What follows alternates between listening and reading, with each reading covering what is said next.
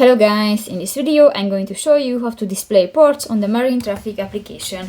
But first of all, I just want to mention, please don't forget to subscribe to our channel, because at 100,000 subscribers we are going to show you our YouTube revenue statistics and growth strategy, how to make money online. So let's jump into it. First of all, open the application on your device. So that's the home screen and you can check the map. You just click to the icon at the upper left corner and tap to the third option, the vessels.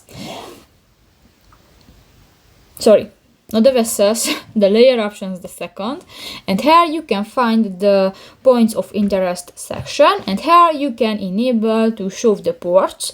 Just click to the next white circle, and if it will be turned blue, these options will enabled and you can check on the map.